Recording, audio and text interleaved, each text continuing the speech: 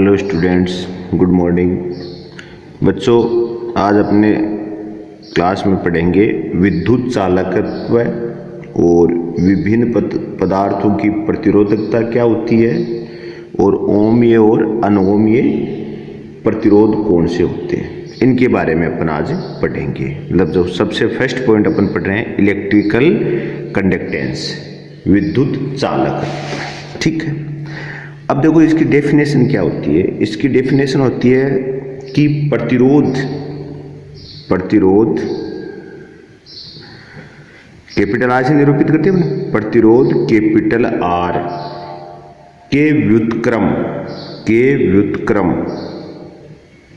मतलब उल्टा को विद्युत चालकत्व कहते हैं। को विद्युत चालकत्व कहते हैं। ठीक है, कहते हैं। मतलब रेजिस्टेंस का व्युत्क्रम इनवर्स है, वो क्या कहलाता है? Electrical conductance. प्रतिरोध आर के व्युत्क्रम को विद्युत चालकत्व कहते हैं। किससे निरूपित करते हैं इसको? कैपिटल जी से। Capital G is equal to 1/R। तो यहाँ कैपिटल जी कौन है? आपका विद्युत चालकत्व है। ठीक है, अगर आप इसकी मात्रक की बात करेंगे तो मात्रक क्या होगा? देखो आप, मात्रक इज इक्वल टू 1/ओम, या लिख सकते हैं ओम इनवर्स।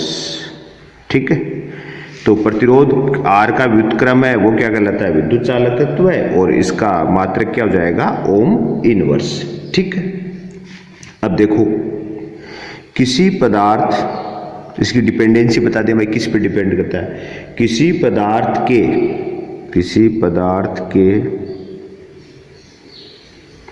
चालकत्व का मान पदार्थ की प्रकृति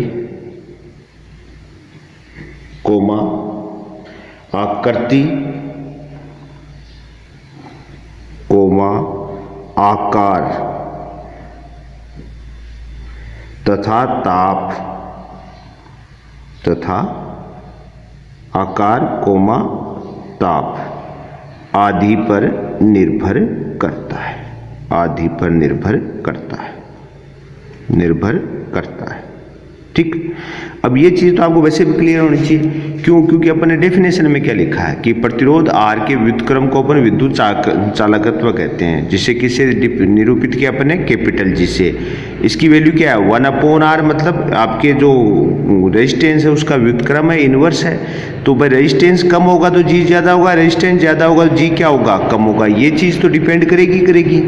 अब यह जो आर, जिन चीजों के कारण रेजिस्टेंस चेंज होता है उन कारण से आपका क्या होगा? चालकत्व भी चेंज होगा। ठीक है, जैसे भाई अपन जानते हैं कि लंबाई, मोटाई, ये सब चीजें अगर चेंज करते हैं तो रेजिस्टेंस चेंज होता है। इसी कारण क्या होता है? पदार्थ की प्रकृति हो गई, मतलब पदार्थ कौन सा है आपका। ठीक है, आकृति कैसा है, आकार मोटा पतला हो गया, और टेम्परेचर, इन सब पे रेजिस्टेंस भी डिपेंड करता है। वैसे ही ये चीज भी डिपेंड करेगी। ठीक है, अब देखो इसका अगर अपन ग्राफ ड्रॉ करें किसके बीच में? I और V के बीच में। I और V, तो इसकी ढाल tan थीटा क्या होगी? tan theta is equal to क्या होता है? I/V भाई y/x होता है ना tan थीटा। मैंने आपको बताया था हमेशा कि जब भी आप tan थीटा निकालते हो तो क्या y/x। तो इसमें y पर कौन है? I, और x पर कौन है? V। तो I/V ये किसको रिप्रेजेंट करेगा? 1/R या G। ठीक है, तो आप ये देखो V और I होता, यहाँ पर V होता है, यहाँ I होता, तो ये इसकी tan थीटा क्या आती? R आती, रेजिस्टेंस आती है। अब इसकी tan थीटा या ढाल क्या आई है? 1/R, जिसको आप G से निरूपित कर सकते हैं, जिसे अपन विद्युत चालकत्व कह सकते हैं। ठीक है, अब देखो ये तो एक छोटी सी भौतिक राशि थी जिसके बारे में आपका परिचय कराया। अब अपन पढ़ेंगे कि विभिन्न पदार्थों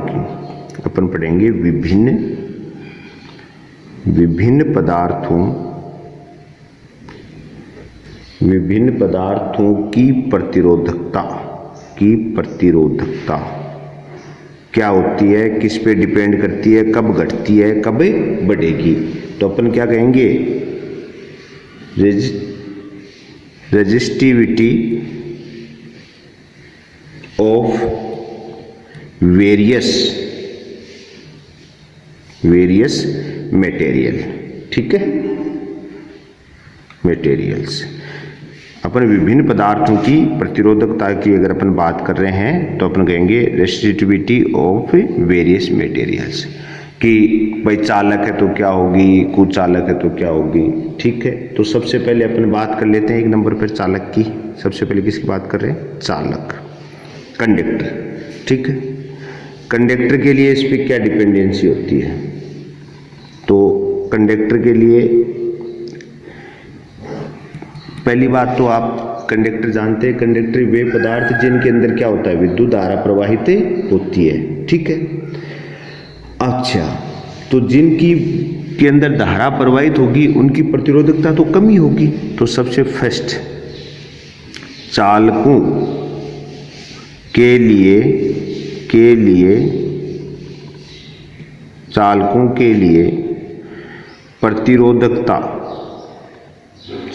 के लिए प्रतिरोधकता 10 की घात -8 ओम मीटर से 10 की घात -6 ओम मीटर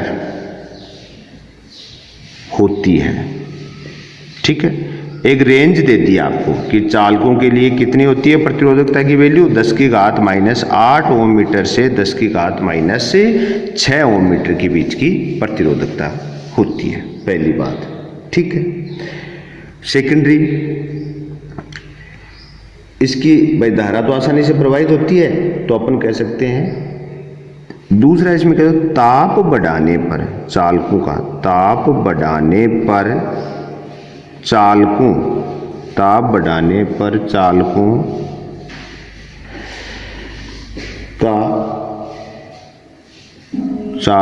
का प्रतिरोध, ताप बढ़ाने पर चालकों का प्रतिरोध बढ़ता है,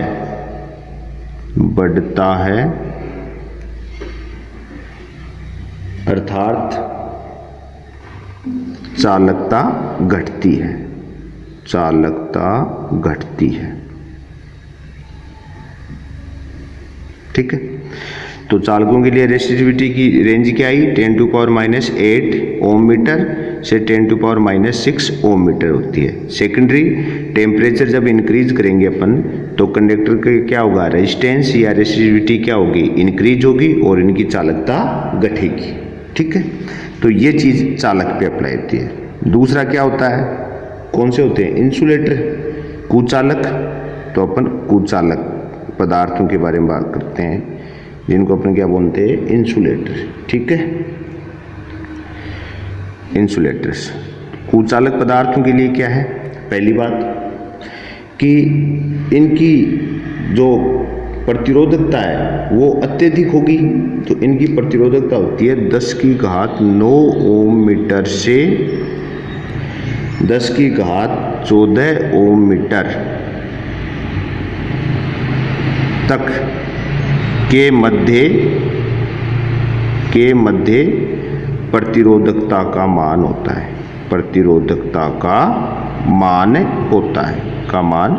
है, ठीक है। इंसुलेटर के लिए कितनी रेंज आई, 10⁹ ओम मीटर से 10⁻14 ओम मीटर के बीच में इसकी प्रतिरोधकता का मान होता है, पहली बात। ठीक है, सेकेंडरी, ताप बढ़ाने पर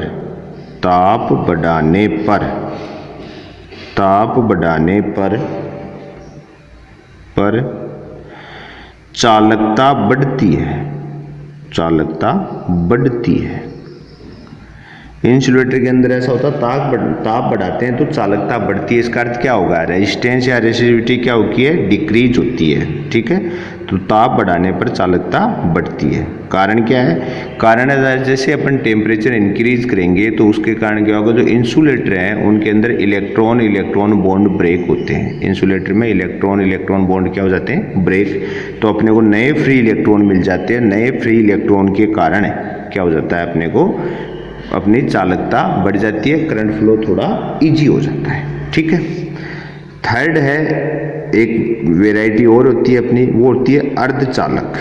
क्या होती है? अर्धचालक।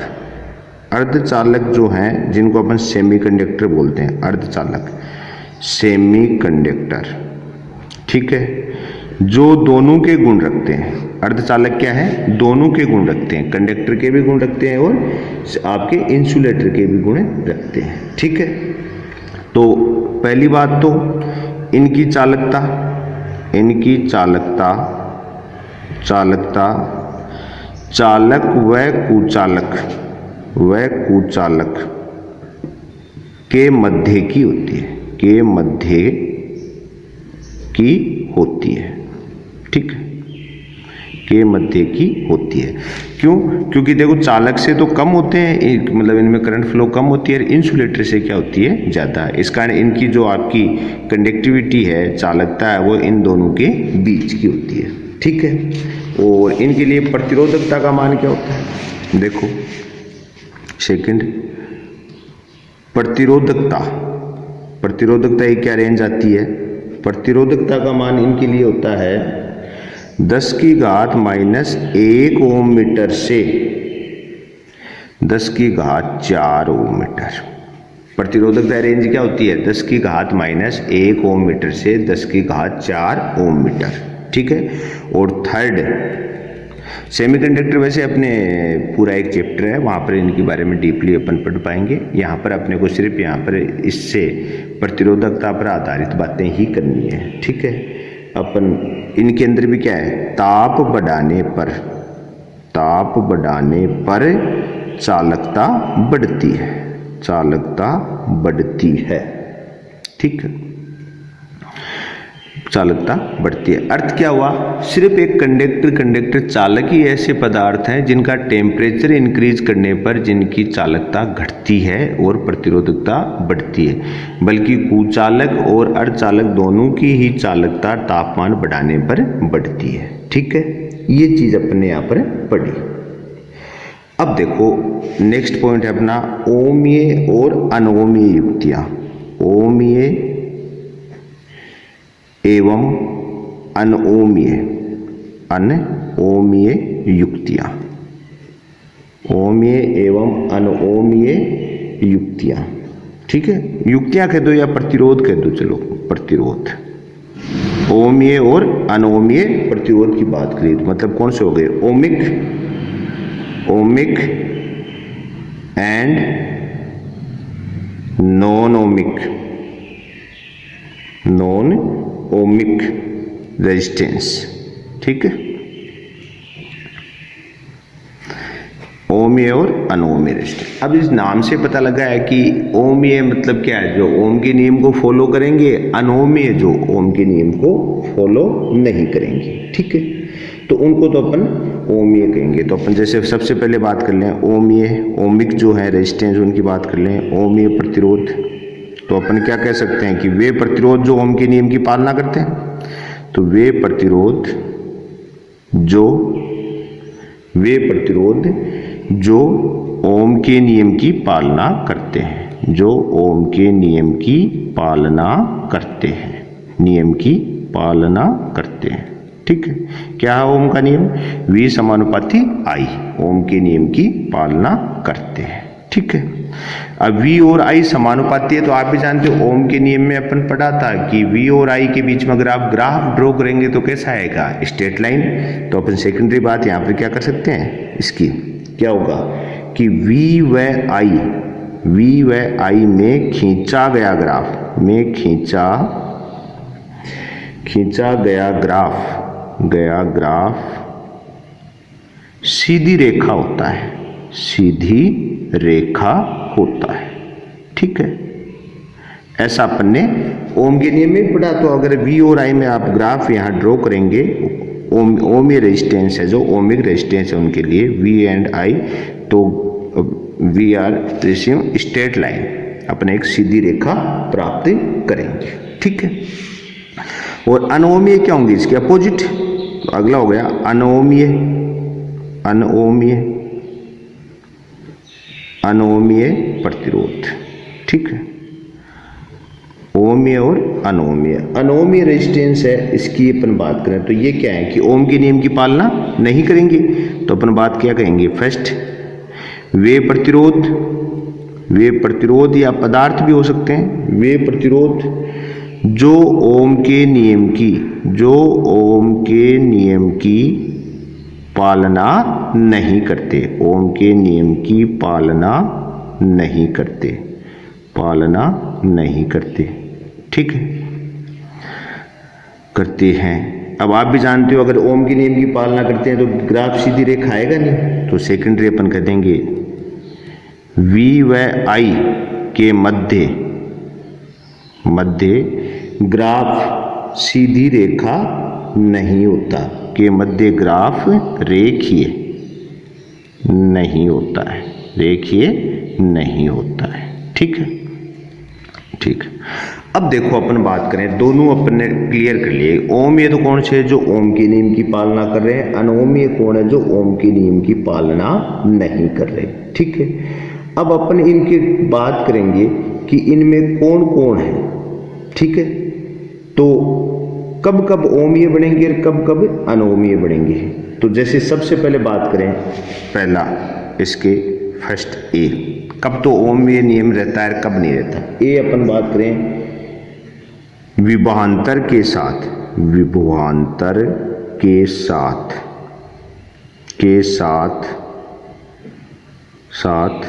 धारा में परिवर्तन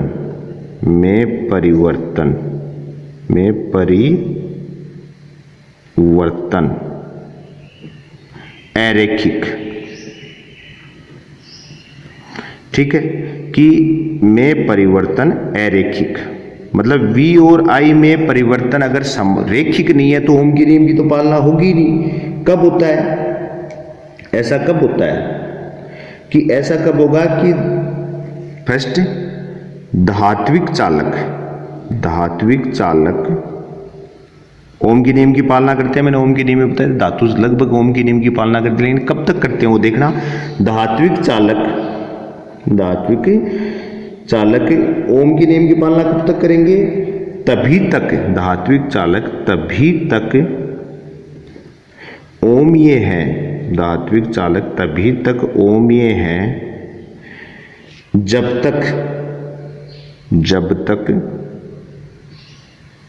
तक उनमें कम धारा प्रवाहित होती है, कम धारा प्रवाहित होती है, अर्थात गर्म नहीं होते।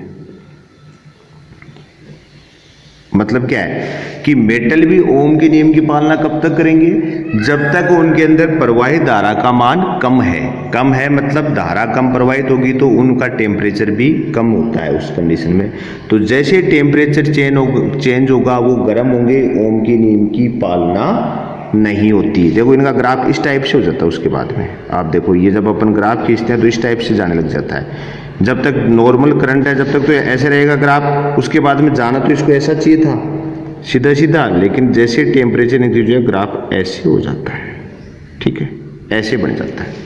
तो ये कब हो जाता है कि जब अगर आप धारा प्रवाहित लंबे समय तक करेंगे या जिस चालक तार में आप करंट फ्लो कर रहे हैं उसका टेम्परेचर, उसका तापमान बढ़ गया, तो वो चाहे धात्विक ही हो, वो चाहे तार आपका क्या हो, धात्विक हो, उस कंडीशन में क्या होगा कि वो अपनी रेखिक प्रवृत्ति छोड़कर अपना ग्राफ उसका रेखिक न होकर चेंज हो जाएगा। ठीक है, तो ये कारण क्या हुआ कि धात्विक चालक तभी तक ओमी होते हैं जब तक उनमें क्या होती है, कम धारा प्रवाहित होती है। मतलब क्या है, वो गर्म नहीं होती, गर्म होती है तो चेंज हो जाएंगे। ठीक है, ठीक। अब देखो सेकेंडरी कब होता है, अर्धचालक हुए, जैसे आपके जितने भी अर्धचालक हैं, ठीक है, जितने अर्धचालक हैं वो क्या है, कि आपके इस नियम की पालना नहीं करते। तो अपन अर्धचालकों में देखो यहाँ पर ज़्यादा डिटेल से नहीं बता सकता, लेकिन मैं आपको फिर भी बता दूँ। अर्धचालक जो बेसिकली अपने दो हैं, एक तो सिलिकॉन और एक जर्मेनियम, ठीक है। इनसे फिर हम आर्टिफिशियल भी बना लेते हैं, पी टाइप के, एन टाइप के, फिर डायोड बन जाते हैं, ट्रांजिस्टर बन जाते हैं। वर्तमान में आप जिस मोबाइल का उपयोग कर रहे हैं भी एक सेमीकंडक्टर डिवाइस ही है, ठीक है। तो ये जो अर्धचालक होते हैं उनके ऊपर क्या होता है कि प्लस माइनस के चिन्ह बदलने से भी गड़बड़ हो जाती है। तो सेकंड क्या है, अपन लिख सकते हैं अर्धचालकों में, सीधा ही बता दूं मैं आपको, अर्धचालकों में जो भी आपके अर्धचालक, तो अपन लिख सकते हैं अर्धचालकों में विभवांतर के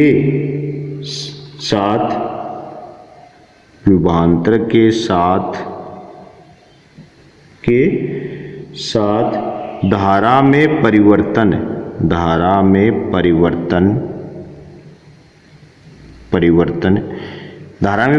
ओम के नियम से तो V समानुपाती आई, इनके साथ ही होना चाहिए। धारा में परिवर्तन विभवांतर के चिन्ह पर भी निर्भर करता है, विभवांतर के चिन्ह पर भी निर्भर करता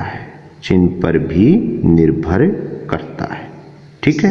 मैंने बता दिया आपको कि आप सेमीकंडक्टर पढ़ेंगे, वहां पर आपको पता लगेगा कि जैसे इसमें ऐसा होता है, जैसे डायोड हो गया, एग्जाम्पल ले लिया अपन एक डायोड पीएन संधि कि उनमें क्या होता है प्लस माइनस, जैसे भाई ए सिरे को आपने प्लस से जोड़ा और बी सिरे को माइनस जोड़ा, तो उस कंडीशन में करंट अलग होगी। अब ए को माइनस से और बी को प्लस से जोड़ दोगे तो करंट अलग होगी। तो अर्धचालकों में क्या होता है, विभवांतर के साथ धारा में परिवर्तन विभवांतर के चिन्ह पर भी निर्भर करता है कि आप कौन से टर्मिनल को, कौन से सिरे को प्लस से कनेक्ट कर रहे हैं, कौन से को माइनस से कर रहे हैं। तो आपके अर्धचालक भी अनोमीय युक्ति होगी, धात्विक चालक भी अनोमीय बन जाएंगे अगर लंबे समय तक आपने धारा प्रवाहित करी तो, ठीक है। और जैसे आपको कुछ ऐसे आपको उदाहरण दे देता हूँ आपके, जैसे आपकी बहुत सारे अपन कह सकते हैं कि जो एकदम अलग ही होते हैं, तो अपन कहते हैं विभवांतर व धारा में संबंध यूनिक नहीं है, अद्वितीय नहीं है, में संबंध अद्वितीय नहीं है।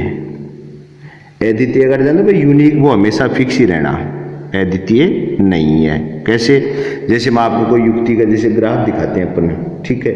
ये मान लो कि आपका गैलियम आर्सेनाइड का एक ग्राफ दिखा दूं मैं आपको, देखो आप कैसे होता है। आई और वी में ग्राफ ओम के नियम अनुसार सीधा होना चाहिए, लेकिन गैलियम आर्सेनाइड का ग्राफ इस टाइप से होता है। किसके लिए, गैलियम आर्सेनाइड, ठीक है। ये सेमीकंडक्टर होता है एक टाइप से। किस में यूज आता है अपना, जो एलईडी नहीं आता है लाइटिंग वाला एलईडी, उसमें इसको यूज करते हैं। तो इसका देखो ग्राफ इस टाइप से आया। तो बताओ वी और आई में ये ओम की नियम की पालना कहाँ हो रहा है। तो वी और आई हमेशा रेखिक हो, ऐसा तो कभी है ही नहीं। देखो इंक्रीज हो रहा है, डिक्रीज हो रहा है, फिर इंक्रीज हो रहा है। ऐसे ही आप जानते हो एक सेमीकंडक्टर युक्ति और होती है थायरिस्टर, उसका ग्राफ इस टाइप से होता है। देखो आप इस टाइप से ग्राफ होता है थायरिस्टर। ये किसका ग्राफ है आपका, वी और आई ले लें अपने, इधर वी ले लें इधर आई, तो ये किसका होता है, थायरिस्टर। तो ऐसे बात करें तो अपने यहाँ पर मोटी मोटी बात आपको ध्यान क्या रखनी है कि जितने भी अर्धचालक हैं, पहली बात सेमीकंडक्टर डिवाइस है, डायोड हो गया, ट्रांजिस्टर हो गया आपके, ये सब क्या है ओम के नियम की पालना नहीं कर पाते। क्योंकि ओम का नियम तो इतना ही कहता है कि वोल्टेज बढ़ाओगे तो धारा समानुपातिक रूप से बढ़ेगी, लेकिन इनके अंदर वोल्टेज धारा पर ही डिपेंड नहीं करती, वोल्टेज के प्लस माइनस टर्मिनल पर भी डिपेंड करता है, ठीक है। बहुत से ऐसे मिश्र धातुएं आ जाएंगी आपको जिनके अंदर क्या होगा, रैखिक न होकर ग्राफ इनका अजीब टाइप आएगा। सेकेंडरी, फिर हमने कहा कि जो धात्विक चालक हैं जो ओम के नियम की पालना करते हैं, वे भी तब तक ही ओम के नियम की पालना करेंगे जब तक उनके बीच में क्या है कि उनमें प्रवाहित धारा का मान कम है। मतलब क्या है कि वो ठंडे हैं, अत्यधिक गर्म नहीं हुए। तो ये चीज थी ओमीय और अनोमीय। तो ओमीय युक्तियां बेसिकली होती कब है, जब तक ओम के नियम की पालना होती है। और ओम का नियम क्या कहता है,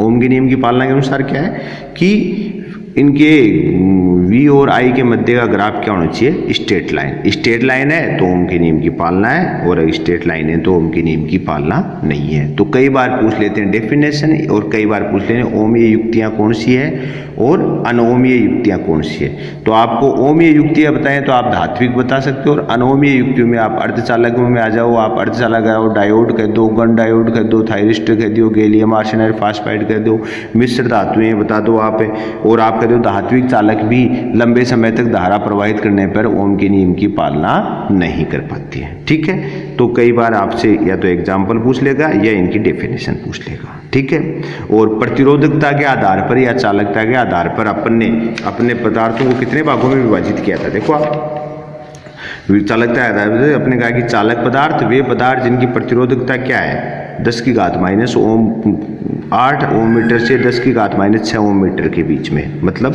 कि इनके अंदर अत्यधिक धारा आसानी से प्रवाहित होती है।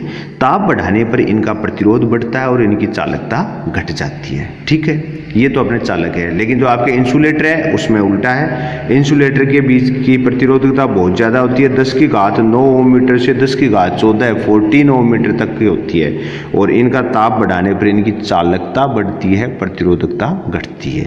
और अर्धचालक हैं वो एक ऐसे पदार्थ हैं जो चालक और आपके कुचालक हैं उन दोनों के मध्यवर्ती हैं, और इनकी खासियत क्या है कि इनकी चालकता है वो इनके मध्य की होती है, और इनके लिए भी अगर ताप का मान बढ़ाते हैं तो क्या होता है, चालकता का मान बढ़ता है और प्रतिरोधकता घटती है। सिर्फ ताप बढ़ाने पर प्रतिरोधकता या प्रतिरोध किनका बढ़ता है, चालकों का, बाकी सबका घटता है। ठीक है, एक नाम और पढ़ा था विद्युत चालकत्व है, तो वो क्या था, प्रतिरोध का व्युत्क्रम किससे निरूपित किया, कैपिटल जी से। तो हमने क्या कहा, प्रतिरोध के व्युत्क्रम को विद्युत चालकत्व कहते हैं, और इसका मात्रक क्या हो जाएगा 1/ओम या ओम इनवर्स।